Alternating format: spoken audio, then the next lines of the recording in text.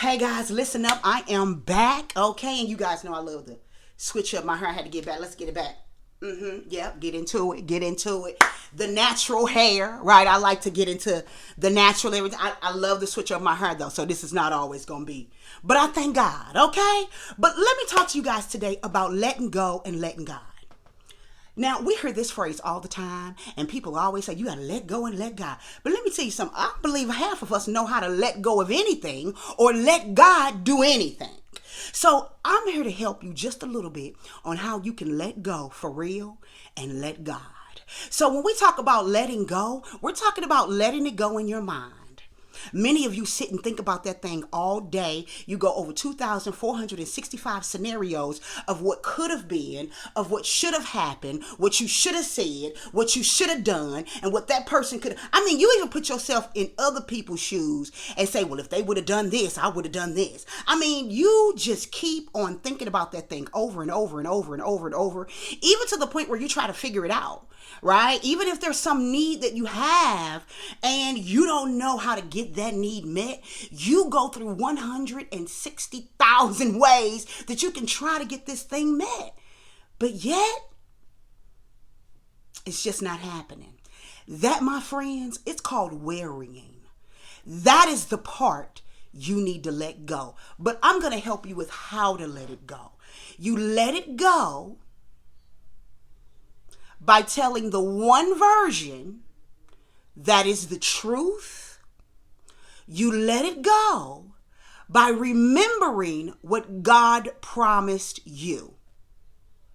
God promised you that he would be a shield to those who trust him. God promised you that he would be a lamp to your feet and a light to your pathway. God promised you that you were more than a conqueror. He promised you literally that if the entire world was against you, he's more than that to you.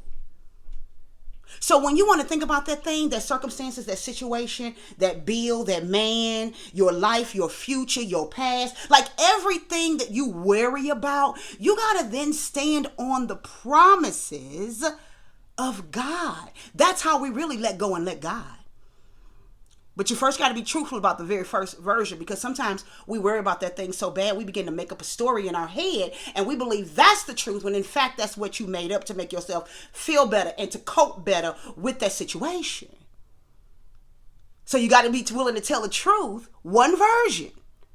Give it to God, that version, and then you need to just think about all the promises of God when that thing comes up in your mind. And you have to practice it. It's over and over and over and over and over, because it's going to pop in your mind, and then you have to take captive that thought, cast it down, because it goes against the knowledge of who God is. Y'all, I just preached in these little four minutes. You know what? I got to go. But I hope that I bless somebody today. Literally, you have got to learn how to literally let go in your mind, give it to God, by thinking on his promises. And every time that thing comes up in your mind, grab that thought and think on the promises of God and who God is. Because in that is you putting on the mind of God. In that is your blessing, your healing, and your deliverance. I hope I was able to bless somebody on today. Until next time, guys, I am loving you all. Bye.